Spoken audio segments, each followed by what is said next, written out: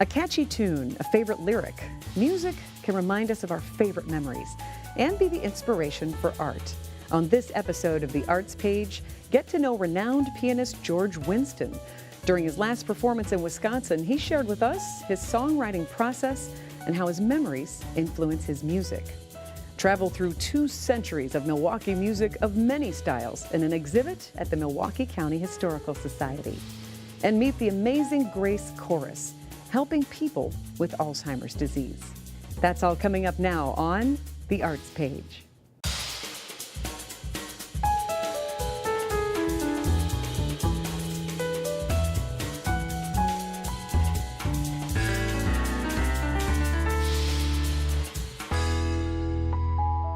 Welcome to The Arts Page. I'm Sandy Maxx. Music has the power to stimulate our senses and get the creative juices flowing. Grammy award-winning pianist George Winston says that music reminds him of the beauty of the changing seasons he experienced growing up in Montana. Winston visited with us in Viroqua, Wisconsin during a recent tour stop. He shares what first drew him to the piano and the guitar and the inspirations for his music today.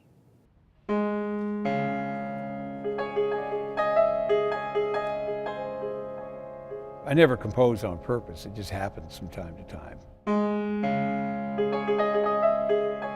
It's not going to have anything to do with anything I say or want or wish or anything. A song will come forth if there is one and if it wants to. It'll be presented to me when it is, and then I have to do all the work being able to play it. Well, I started on organ when I heard the Doors in 1967, and when I heard Fats Waller's recordings in 1971, I immediately said, just like hearing the Doors, said, oh, this is what do, solo piano, not organ in a band. And I liked the piano because it had the power, and you played things with both hands, so you're a band on the piano. And I also liked, for the slow tunes, the way the piano sustains. I like that sustained sound better than organ or strings or any other kind of sustained sound.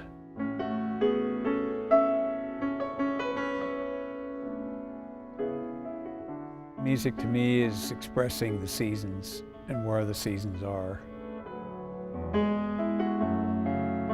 Well, growing up in eastern Montana, the seasons are so extreme that I just think of everything in terms of seasons, like thinking of words in terms of English, if you grow up with that language.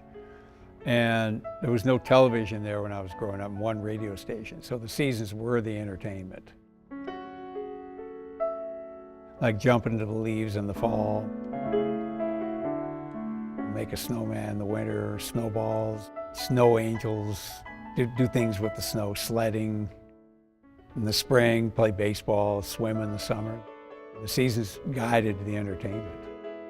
I mean, if I was a photographer, I would be photographing seasons. I'd probably go to the same place, photograph the same tree 4 or 6 times a year. Or if I was like an art painter, you know, I would paint season things. On the case of most albums, songs just kind of start coalescing together, like the way moisture eventually form a cloud. You know, you'd see, oh, look at this. I see what this is. This is what it is, and this is what it's called, and this is the theme. But it's a little bit like growing a garden. I mean, I'm doing a lot of it, but then the music's just either happening or not. You know, you grow a garden, you put the plants there, but most of the work is being done the earth and under the ground, then the plant comes up. So it's like that, the subconscious is doing the work. So it's very much, if a song happens from inside me, it's like finding a song of somebody else. And I go, okay, here's the chords, here's the melody, now I gotta make this thing work as a solo piano piece. It seems that things keep getting added slowly to songs. If that stops, then the song eventually probably is not going to be played a whole lot longer if it kind of stops growing. I've played more cities and towns in Wisconsin than any other state. It's probably about 50. It took a while to get used to it because it was all given to me and it all just happened. But the first 6 years I toured, I went, what am I doing? And then I was used to it. And then it was normal and it was okay. And great to be able to play, but the whole thing, people knowing who you are, and I play and then they're clapping and I'm not playing how I want that much. And I said, well, here's a chance to play. I'm just gonna have to get used to it and fine tune it and make it work. And after 6 years, I finally got comfortable with it.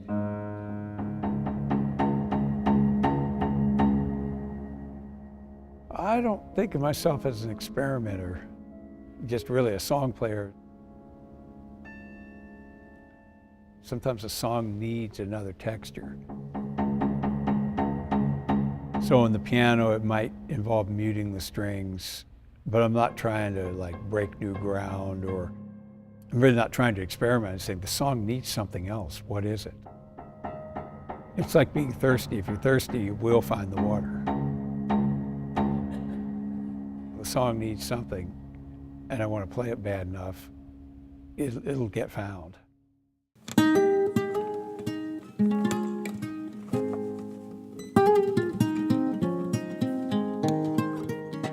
I don't want to make guitar records. I just want to play the guitar. It doesn't want anything to do with money or records. I don't have time to practice as much as I'd like either. I'd say the guitar is a feral cat. It just wants to do what it wants, when it wants. And it provides a balance, whereas the piano, yes, play it at 8 o'clock and make a record, and that's good. I'm glad to do it, but the guitar provides that balance. I'm just doing this for no reason. There's no deadlines, there's no schedule. And it's a good balance.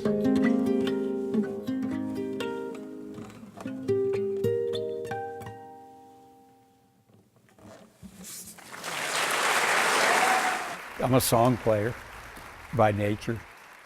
I only have one reason to have songs, to play for somebody. I mean, I never play a song for myself. I never let's just sit down and play the piano. I don't think I've ever done that. I'm going to use this time to practice parts that need to be worked on. And I'll wait to play the song all the way through when I'm playing for somebody or when I'm recording.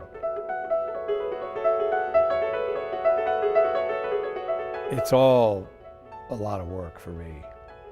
But I'm just very fortunate to have the serendipity of the chance to play live. I mean, I just can't imagine if they play songs and you have a chance to play them. Why wouldn't you?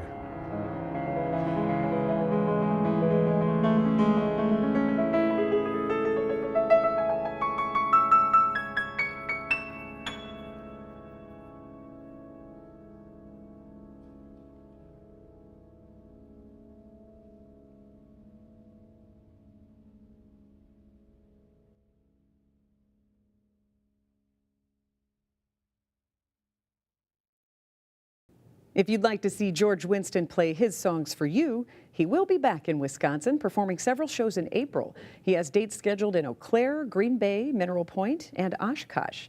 You can find a full list of his upcoming concerts and much more information at his official website, georgewinston.com. In the meantime, you can enjoy a web exclusive of George Winston performing his song Woods online in the Arts page section of MilwaukeePBS.org. Coming up, join a choir rehearsal for people coping with Alzheimer's disease and their caregivers that's improving memory function and quality of life. Now, we take a trip through 2 centuries of our local musical heritage. A recent exhibit at the Milwaukee County Historical Society called Melodies and Memories, 200 Years of Milwaukee Music, shows how rich and diverse our area's music scene has been and continues to be, from polka music to punk rock and everything in between. Music is something that brings people together. Music is something that everybody has in their life. We're so excited to have Melodies and Memories, 200 Years of Milwaukee Music here this year. It's the year of music here at the Historical Society in 2017. And so it's a neat thing because we're not only celebrating Milwaukee's past, but we're celebrating how that lives on today through music. We're looking at all sort of facets and genres, number of different performers, institutions. We're really just trying to take a very broad-based look at music in Milwaukee County. We have 6 broad sections spread out throughout the building. There's no starting place necessarily. We definitely have a thematic approach. We look at popular music, art music, so classical music, opera, things along those lines. We look at music venues. We look at ethnic and traditional music, music education, and then the music industry as well. Being a music exhibit, we have lots of listening stations so that people can hear different samples of Milwaukee music. We have touchscreen stations with 67 samples of Milwaukee artists and performers. And then we have our hands-on music playing opportunities. So we have player pods provided by Casio Interstate Music, where people can play guitars, keyboards, electronic drums, all of these with headphones so you can be a novice and not be embarrassed. And then we have an instrument petting zoo provided by Brass Bell, where we also have keyboards and drums, as well as other stringed instruments, ukuleles, and various bells and shakers. We've really made the exhibit something that people can come and experience the history, learn about it, see the artifacts and the photos, but also participate in music. I really enjoy the area of the ethnic instruments because I think it's really neat for people to see these instruments that otherwise they may have not experienced before, but then also to learn about how they are present in Milwaukee today.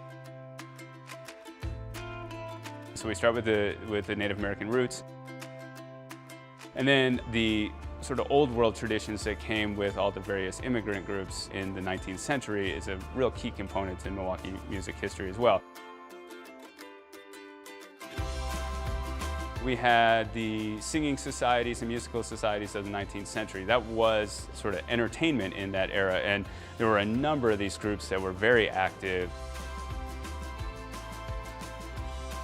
And then we had other groups that were based on sort of instruments. So there was the mandolin orchestras that were very popular.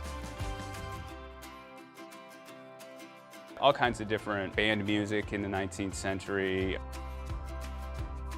All the way up to, you know, rock and roll and punk music and avant-garde and all that stuff that's happening today. Summerfest is the sort of preeminent music venue, even if it only lives for, you know, a couple of weeks out of the year. That is just identified with Milwaukee, and it's identified with Milwaukee music. As it became more and more prominent as a music festival, it became a destination for Milwaukee musicians, but also national acts to come to Milwaukee and perform. We try to identify some of the greats that came out of Milwaukee, some who went on to national fame. Groups like the Bodines and the Violent Femmes, but then a lot of the other groups that were from that scene as well, like the Haskells and some of these other avant-garde or punk rock bands, just really sort of highlight that post-Beatles band craze. Definitely touched on Les Paul and Liberace, because how do you do a music exhibit related to Milwaukee without talking about them? We talk about Al Jarreau. Pee Wee King is a great example of country music. He happened to write Tennessee Waltz, one of the most famous country songs of all time. He was an accordion player. Reed Kaling is represented in this exhibit. He managed to get onto the Hardy Boys TV show, and that was what got him out of Milwaukee. And he played with some national bands like the Grassroots. He helped to found the band Player. He toured with Badfinger. The jackets behind me are touring jackets that I had in Grassroots. The sequin jacket was actually was made by the same lady that in London that did Jimmy Page's stuff. You can see the articulate sequin work on it. I've been very fortunate. I'm not a one-road musician. I took many different roads. I had the best time of my life. It's a dynamic and visual exhibit, so I like having some of these great artifacts. One wouldn't necessarily associate music with a visual appeal, but the artifacts lend themselves to it, and it really comes together nicely. We have one of Woody Herman's clarinets, which is very cool. We have a dress that belonged to Hildegard, who was a renowned cabaret singer. We have a number of very cool 19th century, early 20th century music players. We have a Swiss cylinder player. These things were beautiful. They were made by Swiss watchmakers. They could play music continuously for 3 hours, just with a clockwork mechanism. Record players and radios and things like that, that'll sort of harken back to an earlier era. My favorite thing is our player piano, which is so much fun for people to play and pedal. More recent things that we have are a lot of cool like rock posters and band posters that people will definitely identify with. As you go through, you'll see some interesting little facets. We try to use a sort of question and answer philosophy for driving the exhibit. And so as you make your way through the exhibit, just take note of some of the rather impressive things that Milwaukee musicians have done over the years. We don't want people to just come in, look, and kind of stare from afar. We want them to participate and become engaged with history.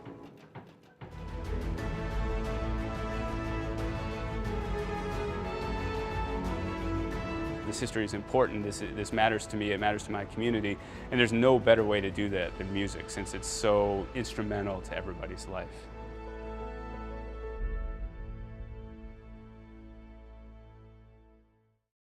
Along with the Melodies and Memories 200 Years of Milwaukee Music Interactive exhibit, the Milwaukee County Historical Society honored the 50th anniversary of Summerfest last year with memorabilia that traveled around the state and was on display on site at the Lakefront event, which continues to hold the honor of being the world's largest music festival. Find out about the exhibits you can see now at the Milwaukee County Historical Society at their website, milwaukeehistory.net. Now we get a first-hand look at the power of music therapy in action. Alzheimer's disease is the most common type of dementia. It affects over 110,000 people here in Wisconsin. The Wisconsin Alzheimer's Institute is working to improve the lives of people affected by dementia and their caregivers. The Amazing Grace Chorus is one way to use the power of song to stimulate memory function and provide socializing and support. Here's Liddy Collins from Milwaukee PBS's Black Nouveau with this inspiring story.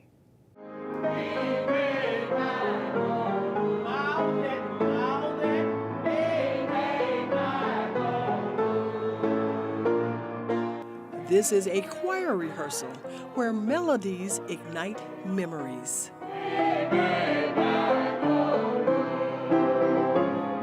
Introducing the Amazing Grace Chorus, a chorus made up of people with Alzheimer's disease and their caregivers.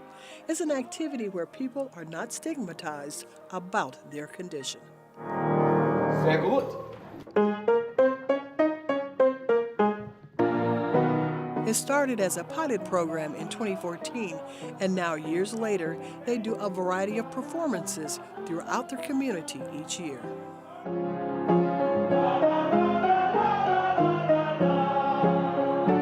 It's more than just a chorus, it's an experience. And the Wisconsin Alzheimer's Institute is really trying to engage that family on a level to make them more open to actually receiving more resources and support in the community that they may not know are out here. We have people who actually have a diagnosis of Alzheimer's disease.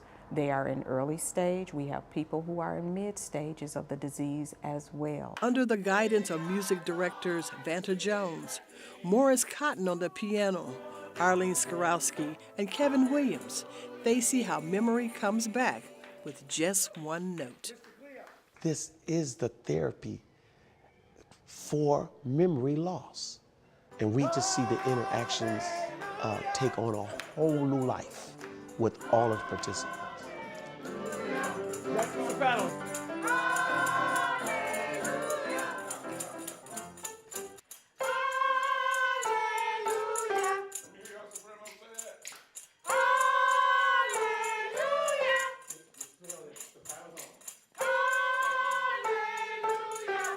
This chorus actually helps with language. Also, People many times have issues with focusing on things and attention. The program is designed where they have music books where they see the words in front of them. We have phenomenal conductors leading them who are constantly engaging them, and also it helps with mood. Caregiver Pearl Cannon said her husband was hesitant at first about participating with the choir.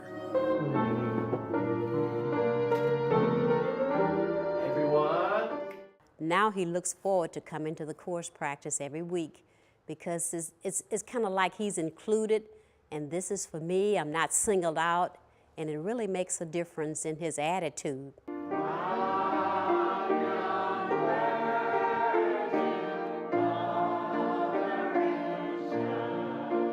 It also helps with memory recall. And you say, how does that happen? Because many of the songs that we sing are usually from a time period of when they were much younger, or it was something that they sang in church, or when they sang maybe when they were in the chorus. I just want to let you know you're only a visitor once, and you are a member for life. This is the Alzheimer's Institute Mafia. And it helps with self-confidence. It gives people a sense of purpose. Caregivers love coming and having fun with their loved ones. Joanne Peer finds socializing with this group a good thing for her and her husband. It is just so joyful to be here. The first couple Saturdays I thought, oh, another day of getting up and getting on the road, and do I really want to do this? And then I got here and found out why I do. And I've never asked the question since. And Bill is the same way in the morning. Today is Amazing Grace Day. Okay. And he sings all day to the radio, to Pandora, directs the orchestras when there are no words, and he does that here. And it's just opened up all kinds of areas of joy and happiness. It's a miracle what music does, I think, for all of our brains, but especially for people with Alzheimer's. It's just such a gift. They see that when, after attending a rehearsal, their loved one is more verbal, they're more engaged, and so this provides them, as one of our chorus members mentioned, this each week is a great way to get a good shot in the arm of some joy. Ella McKinley said it's nice to have a choir where you can keep singing and fit in with the group. She's a caregiver to her husband and son with the help of her daughter, Janet Mays, who said this choir has made a big difference in their lives. It gives us strength to do the caregivers, and we look forward to Saturday to practice and going places. New experiences also, help to keep the mind stimulated. When we go anywhere with James, prior to his participation, we could see progression, and since he's participated, people tell us now he has Alzheimer's. He doesn't seem like because he's extremely high functioning, and I believe the participation in this group has made the big difference in his life, and in my mom's life, and in my life, and now recently in my brother's life too, because we can all participate together in something that's beautiful, that's dynamic. We have the interaction with each other, with these other wonderful people. We socialize, and so when folks say, oh, do you have a support group? I was like, we've got better. We've got the Amazing Grace Choir. Hallelujah. Hallelujah. Come on, Miss Cleo, come on. Hallelujah. Very good, very good. The Amazing Grace Chorus performs their music throughout the year and demonstrates the power of music to improve the quality of life. See a performance video and learn more about the Amazing Grace Chorus and the other programs and services the Wisconsin Alzheimer's Institute offers at the website tinyurl.com/Amazing Grace Chorus. We love sharing stories about the arts community here in Wisconsin, and we'd love to hear from you. Please call us at 414-797-3760 with your feedback and your story ideas. If you can't wait to see another episode of The Arts Page, you can stream our previous episodes and learn more about our show online when you visit the Milwaukee PBS website at milwaukeepbs.org and click on the Arts Page. You can find Milwaukee PBS on Facebook, too. I'm Sandy Maxx. Thank you for watching, and please join us next time for another half hour full of art on the Arts Page.